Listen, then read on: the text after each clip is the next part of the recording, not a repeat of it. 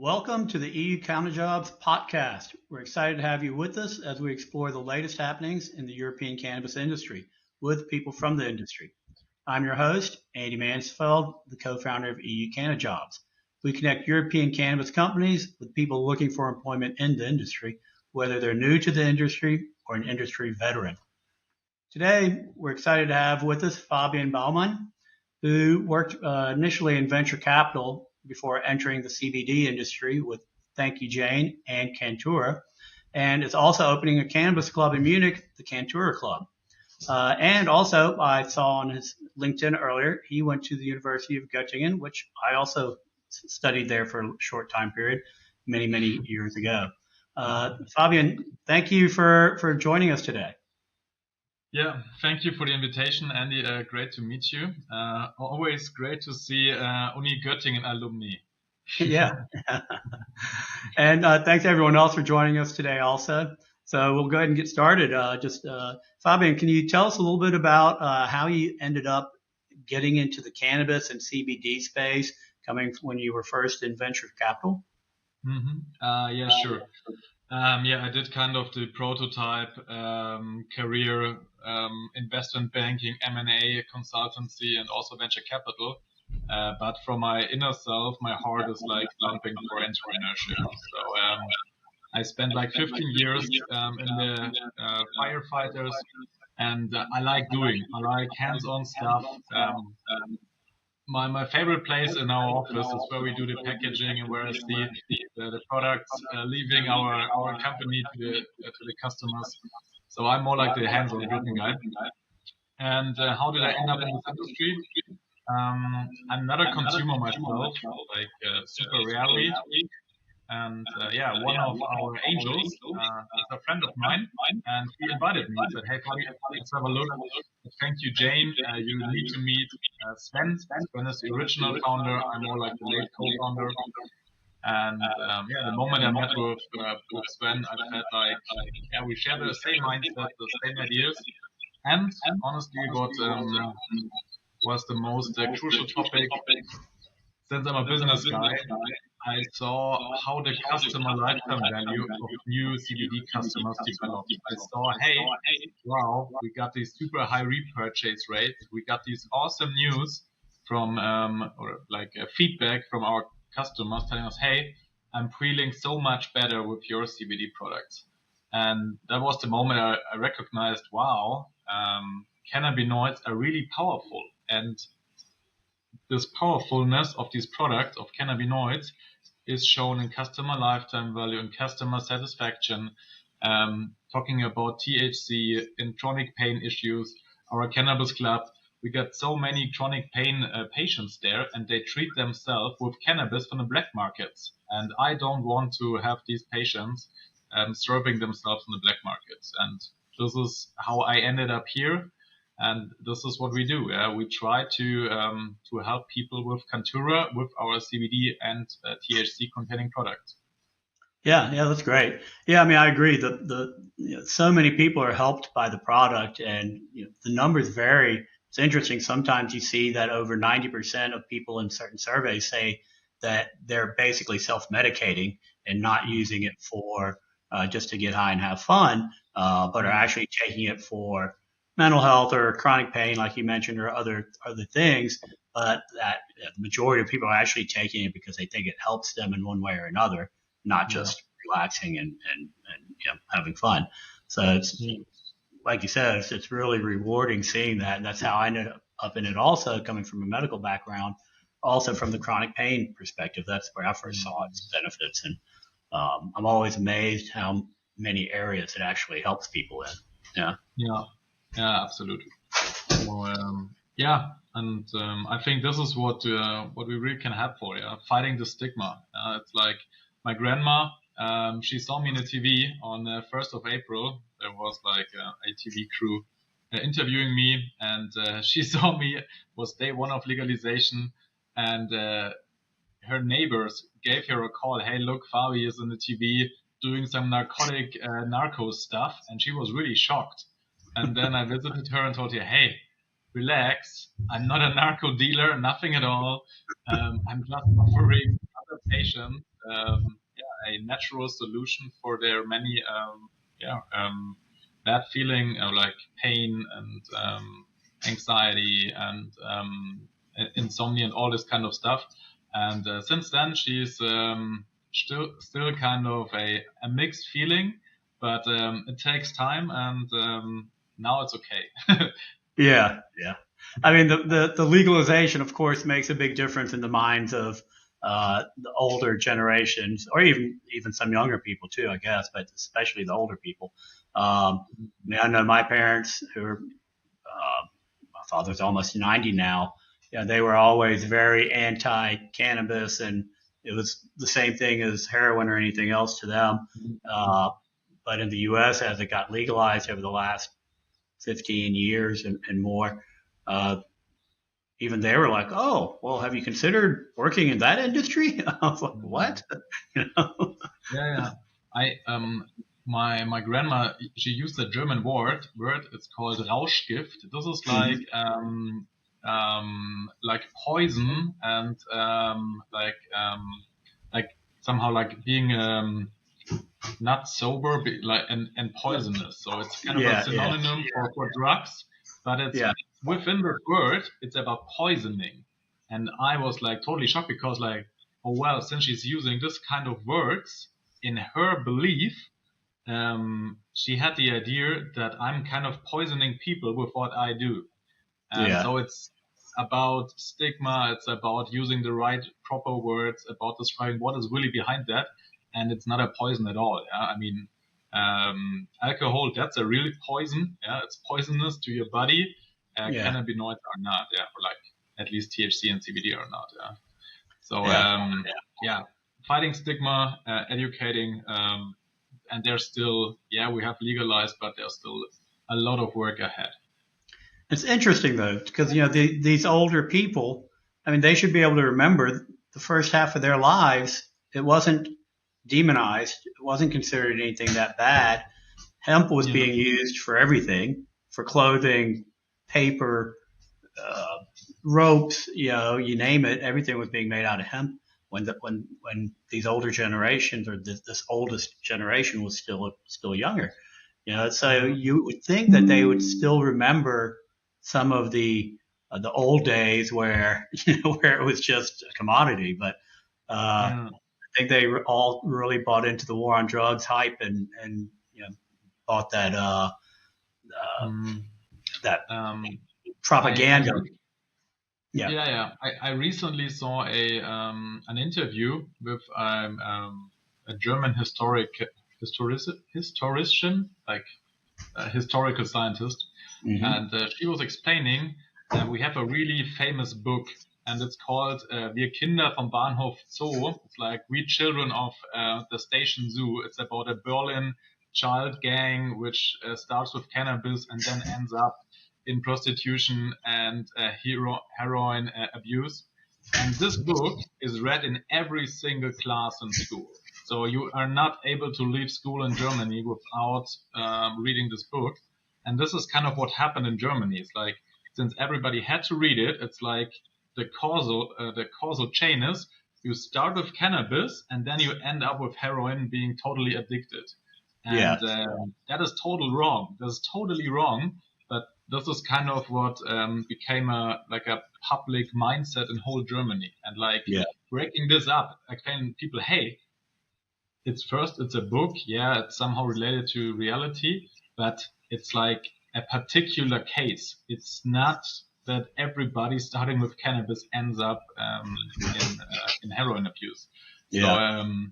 that's we gotta fight that. We gotta explain. We gotta educate, and yeah, we gotta show how many people are really using cannabis. We're talking about 4 to 5 million Germans, so that's Right. really a high number. But since it was more like in the darkness, nobody talked about it because it was illegal. I'm hoping that more and more people will tell, hey, look, I don't drink alcohol anymore, but I like to enjoy myself with a Friday evening joint. Or hey, I got chronic back pain, and since I'm using cannabis, I do not need any ibuprofen or any other painkillers anymore.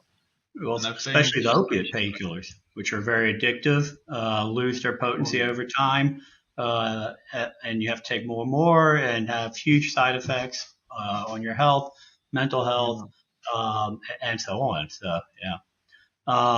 When you touched on legalization earlier, so what's going on with the German legalization? I mean, April 1st, we had the legalization for people to grow at home and to be able to possess up to a certain amount when they're walking around. And then yeah. the cannabis clubs came into effect in the summer. Uh, Tell us a little bit about the cannabis clubs and then also what's going on with the further recreational sales or lack thereof in Germany. Yeah. Um, I think I gotta start a little earlier. The initial idea Yeah. was like we wanted to implement kind of a Canada model, like cannabis model in Germany, but then really soon they became aware that this is a tough one, yeah, because as part of the European Union, part of the um, uh, United Nations. So they said, okay, sorry, we are too afraid to breach European or even United Nations law. So they said, okay, we do it kind of a like the easier way. And the easier way is no commercial sales. So the big issue is within European Union and United Nations law, it's like it's prohibited to do commercial sales with drugs. And since within the European Union and United Nations, cannabis is still considered a drug. So they said, okay, we cannot do that because if we breach European law, we are always the ones pointing at other European states saying, hey, you are breaching European law, so that's not okay. So, well, what happened was kind of a, how to call it, like Compromise. yeah, like let's find a way without breaching this law, and this is Right. what's happened now with the cannabis law. It's about 200 pages long, and there are so many interests put into one law. It's like within itself, it's sometimes contradictory, and you can really see there's kind of a paragraph which is most likely from the influence from the police, and there are some from the like the local authorities, and there are some maybe also from the cannabis lobby. But it's like within itself, it's not fluent. It's like many added partial interests, but it's not like a totally functional law. Anyway, we can be happy because it was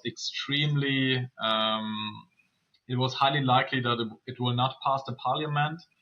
Then it did, and then it went also through the second chamber, where the federal states have their seats there. And it was really, really close, and there were many times it was close to fail. Somehow they managed it, but they managed it with many compromises. And this is now important because this is what now is making it difficult for the people who need to work with that law. So especially, or give an example, if you're now a cannabis consumer, you're not allowed to consume 200 meters from a kindergarten or a school or an addiction treatment office, but you Yeah. don't know where is that. Yeah, I mean, you can go, you can smoke, you don't see anybody. School is closed or kindergarten is closed. You don't even recognize that there's 150 meters ahead. There's maybe a kindergarten which is closed, but still, if police comes, they will charge you 1,000 euros. So this is kind of not really practicable for the reality. Right. And from the perspective of being a cannabis club founder, um, we are somewhere in between being a real club, like a club structure, like for example my local firefighters where I was in the past, or the soccer clubs, Mm-hmm. and this is kind of the structure we need to work with. But on the other side, um, our approach is being like a biopharmaceutical company. We are producing on medical standard cannabis, and Right. like these two worlds get put into one, and they do not fit naturally. It's like the one thing is totally strict, highly capital intensive, and the other thing is just some friends founding a club together. And Right. this is highly contradictory, and this is where we are really facing struggles. And the result is we pay thousands of euros to lawyers, we pay thousands of euros for cannabis consultants, for engineers, for process engineers, and I don't know how many hours we spent already within our team for the club legally, or for the cannabis clubs. That's nothing a regular club could afford for. I mean, we're talking Right. about 6-digit investment, and this is just like direct cash out for lawyers, engineers, consultants, all kind of stuff. Then you also need to ramp up a whole production facility. We're talking here about many 100,000 euros. So it's like the whole law was not kind of, I don't know what's the proper English word, but it's like not fluent, not sophisticated, not like It's not practical. thoughtful, I think. Yeah, Yeah. not practical. Yeah. So yeah, and this leads us also to the next phase. Initially, Germany also wanted to start with a pillar 2 approach. Pillar 1 is like this partial legalization with cannabis clubs and home grow, and decriminalization of cannabis. And pillar 2 should be a scientific model approach. That's like what happens in Switzerland. So they wanted to start with recreational cannabis sales in specific recreational cannabis stores, but all of that covered within a empirical testing environment with like universities. But since the whole cannabis legalization process was so kind of, nobody's really happy with it, like really nobody. Everybody has like the feeling, yeah, we have it, but it's not a really good law. So what I heard, they will not touch it again. They will not touch, or they will not put an effort for the pillar 2 approach, because it's like touching everything connected to cannabis. Being a politician is like is a hard task, and it's not rewarding. It's like they will not get any voters because voters are happy. They have their partial legalization. They are not criminalized anymore. So being a politician, touching cannabis again is not attractive. So they will not do it. Dirk Heidenblut, he is the speaker of the Social Party regarding narcotic topics. He told last week he doesn't believe that Pillar 2 will come. So yeah, we will stick with what we have. It's not the best law we could have or we deserve, but it's the best that was doable. Yeah? So I'm still grateful to the German Minister of Health because he gave the best he could. He was fighting these resistances, and now I will try my best to support the best I can. But yeah, nobody is really happy with the law we have, but it's still better than being in a prohibition phase. Yeah. And the predictions are that the Conservative Party, the CDU, will come back in at the end of the year, or beginning of the year, I guess, technically, and that they Next certainly year, are not supportive. 2025. Yeah, and they definitely are not supportive of cannabis legalization. So that means nothing's going to move if that comes true. Then nothing's really going to move forward for 4 or 5 years again. Yeah, that's the good thing. Since it was so hard to bring the law or to let it pass through this two-chamber approach, even if the CDU will become the leading party next year, and they will also most likely provide the chancellor of Germany, still their power will not be 50%. So they need to start a coalition, and since they need to run a coalition with any of the existing parties, and all of them are in favor of the legalization. We are more than confident that they will not be able to withdraw the cannabis legalization, because they would be dependent on the like votes of any other party. They need to have a coalition with, and they will not withdraw the legalization they made in the last period. So I'm confident that the legalization will stay. That's like and that's good. Yeah, it's better. It'd be nice if they would have been able to get the pilot projects for recreational sales through, but at least it's better than where we were 5 years ago. So, or 3 years ago, 2 years ago. So you're down in Bavaria, down in Munich, and Bavaria, the politicians there have been saying that they're going to make it as difficult as possible for people who are using cannabis, growing cannabis at home, doing the cannabis clubs. What has your experience been like down there? Have you really noticed that? Has it been an issue, or it's kind of more they're saying it, but they can't really do much? No, absolutely. It's a huge issue. I was meeting with one of the ministers of Bavaria for a confidential meeting. So I cannot tell which one it was, but it was like top level conservative party, one of the ministers of the ministries here in Bavaria. And I asked him really frankly, hey, do you really want to like make the or like to make our like to make as much like hindering our process as much doable, or is it just like being noisy, being loud? Politics is a lot about like being loud. And he told me really honest, like, hey, no, we don't want that. We want to make life as hard as possible, and we will do everything we can in order to make your life hard.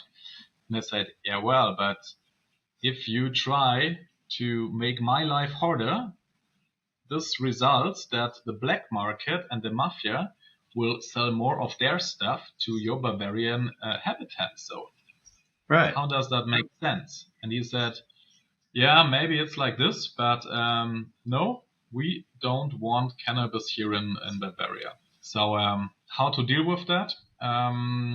We are in really close contact with the Munich mayor's house. Munich, capital of Bavaria, is governed for years and years by a socialist party, and also the Green Party and the Social Party. They have the majority of the mayor's house. So they are totally in favor of the legalization. They were also, they said, hey, we want to participate in this Pillar 2 project, with Munich being a empirical case study for cannabis legalization. So they're totally in favor. So what we do is basically we try to join forces with the local parties here, which are in favor. And we also, honestly, we found now a way to set up a legal infrastructure, where our cannabis clubs are not based in Bavaria, but then are based in another federal state of Germany, which is more like pro-cannabis. And I think this is the only way, because it's turning crazy. I know another peer, he wanted to start close to Munich his cannabis club, and then within 4 weeks they put a playing ground for children next to his plant, a cannabis club. So now he cannot set up his cannabis club there anymore, because there's a ban zone close to playing grounds. So this is what happens here in Bavaria. So it's highly discriminating. It's sometimes getting kind of funny, but we said, hey, we will leave. Our cannabis clubs will be, from my legal perspective, they will be not here in Germany and not here in Bavaria. Okay. Yeah, that's really unfortunate. Like you said, earlier on in that even though the politicians realize that the black market will and the criminals will benefit from the government's Yeah, activities, that they don't care, and they don't yeah, care that for their constituents, the people that live there, that for their health it's worse because now it's unregulated. You don't know what's in it. If there's heavy metals, pesticides, mold, whatever can be in there, and the people are smoking that, are consuming it, and can get very sick, or they can sell it to kids because, I mean, if it's illegal, it's illegal whether they're 15 or 55. yeah, So, yeah, which is all the reasons why Lauterbach and other politicians wanted to have the legalization in Germany in the first place.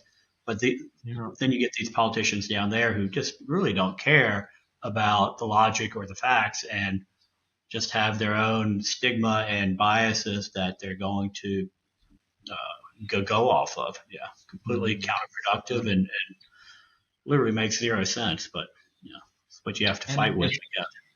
it's crazy. As we are talking, Munich is the host of the biggest festival party in the world, the Oktoberfest. It is taking Right, place right at the moment. I was there yesterday, and there is a hill on the north side of the Oktoberfest, and there are lying hundreds, maybe thousands of drunken people. They're just so drunk, they're totally out of control. You can see there's like ambulance everywhere, and they are grabbing people which have totally overconsumed alcohol, and this is totally normal. Nobody is questioning that.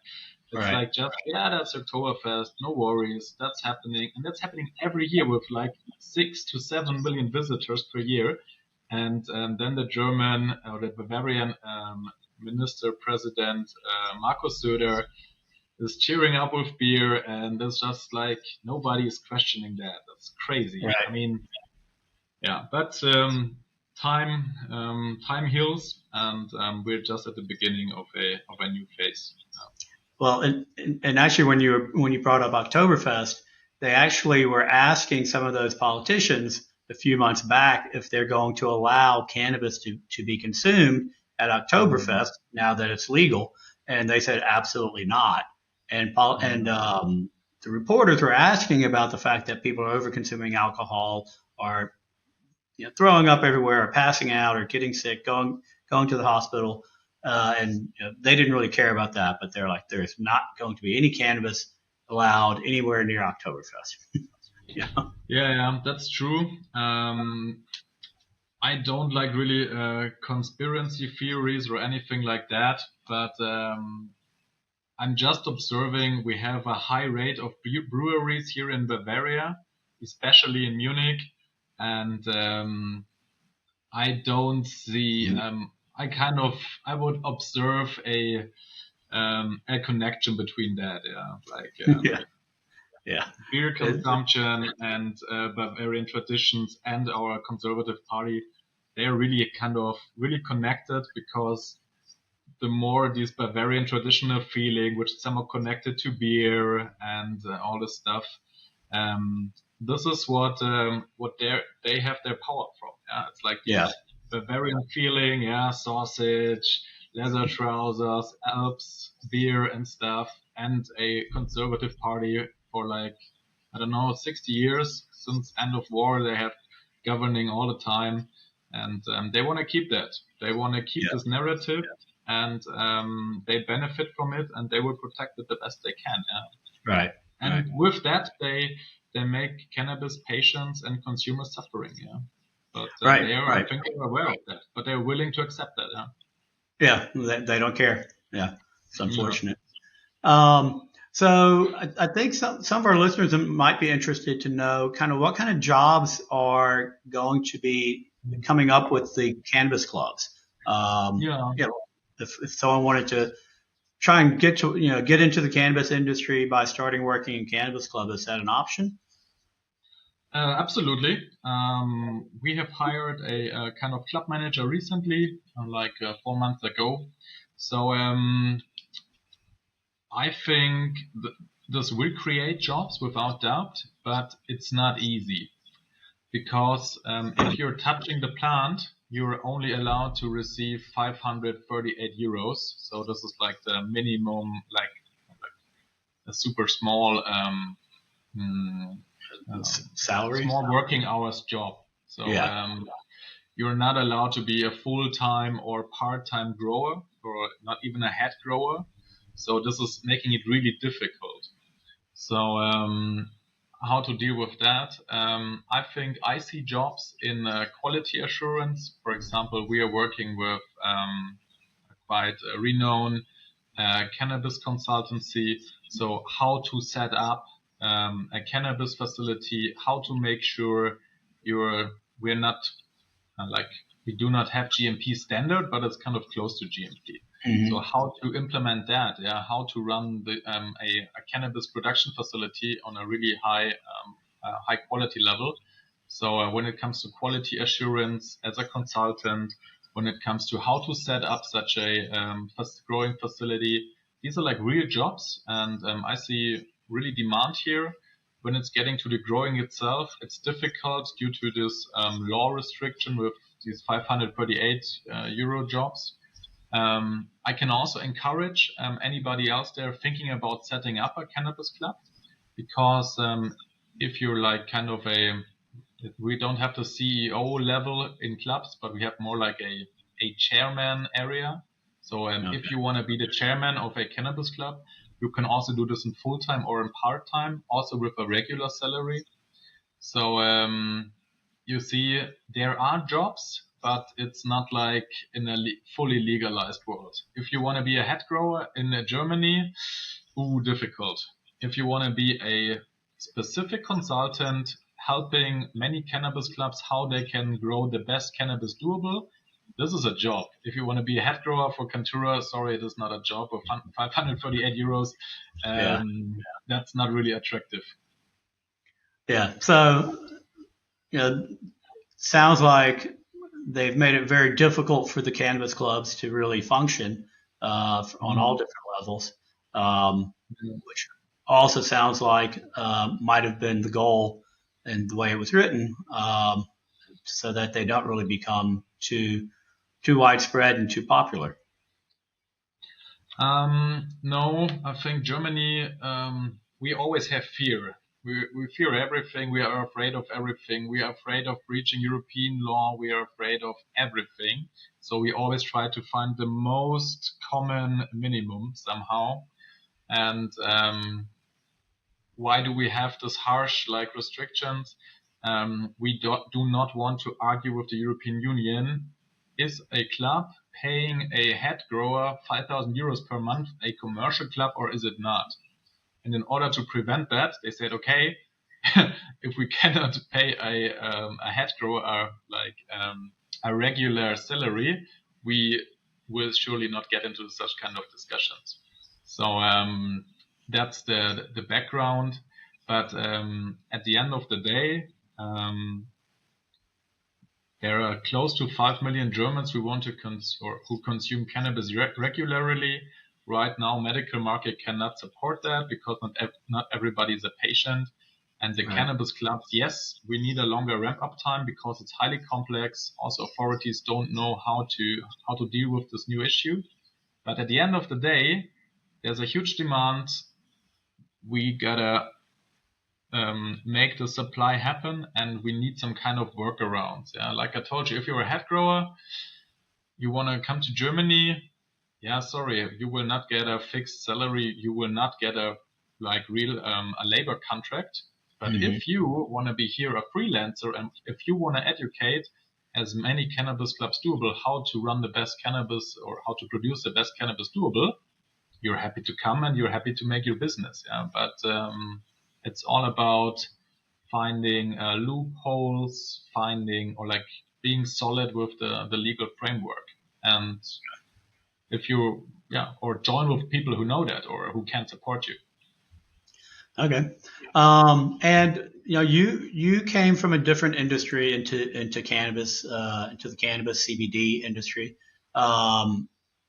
What advice would you give people who want to get into the industry but are working in whatever in some other industry currently? Yeah. First thing is we have this this slogan like every year in cannabis is like 7 years in a regular business. So we say it's like dog years here. Yeah. How come? You're so dependent on legal changes, and these changes are like really often. For example, 2 weeks ago, we heard that most likely there will be no pillar two.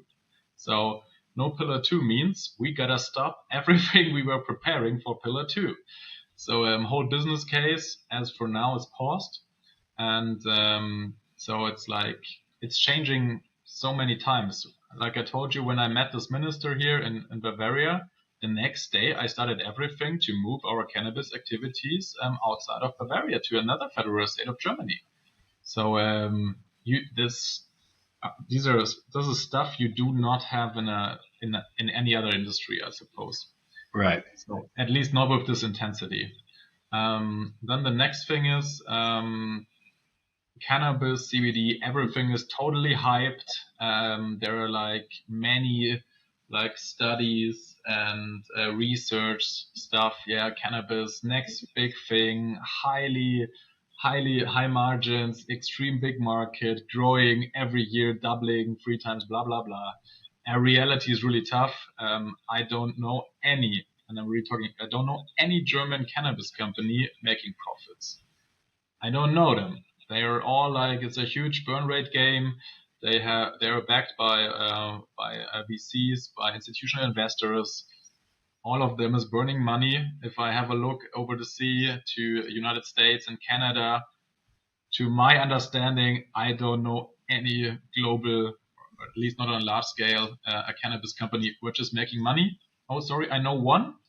That's Storz and Bickel. They're having this vaporizer stuff. Right. They're from the Black Forest here in Germany.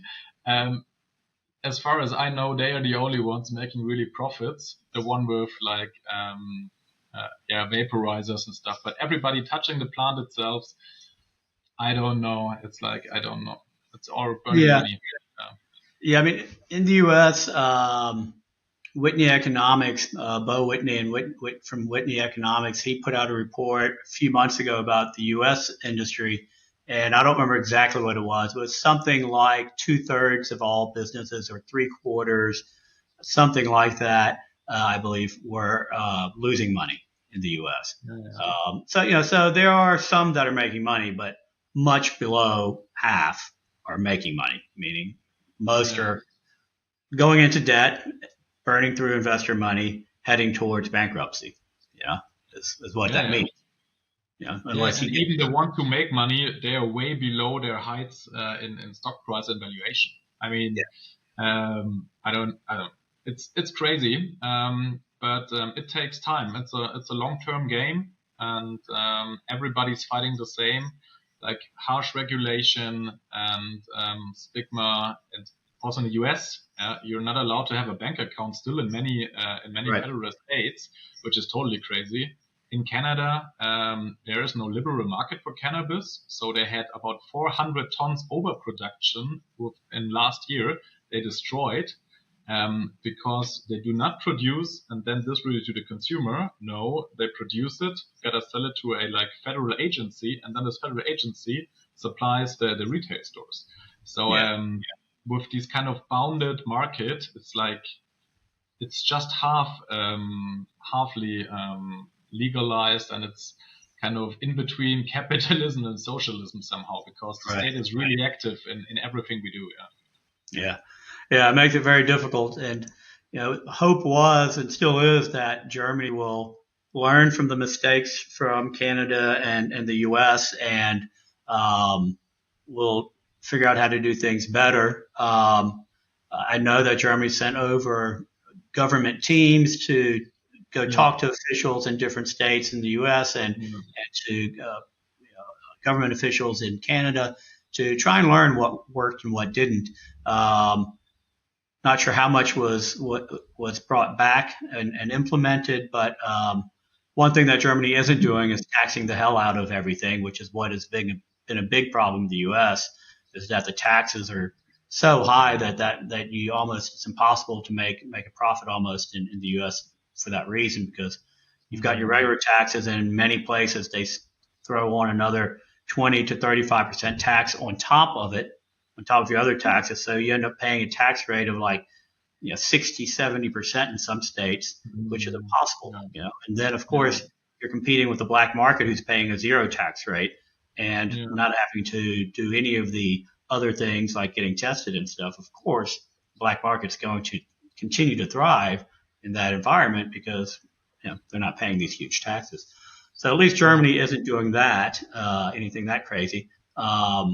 So who knows what'll happen with recreational, but like you said, we're probably not going to see that anytime soon, unfortunately. So, thank you for your time, Fabian. Fabian, it's already been about 40 minutes, so we can go ahead and start wrapping things up. But I wanted to see if you wanted to, if people want to get in touch with you, how could they do that? Is it through LinkedIn or any other way? Yeah, sure. Please feel free to reach out via LinkedIn. Also, we are hiring at the moment. For example, if you're kind of if you're a grower, you're passionate about growing cannabis, please feel free to reach out. We are also looking for partners who want to set up their cannabis club themselves. We are offering kind of whole infrastructure.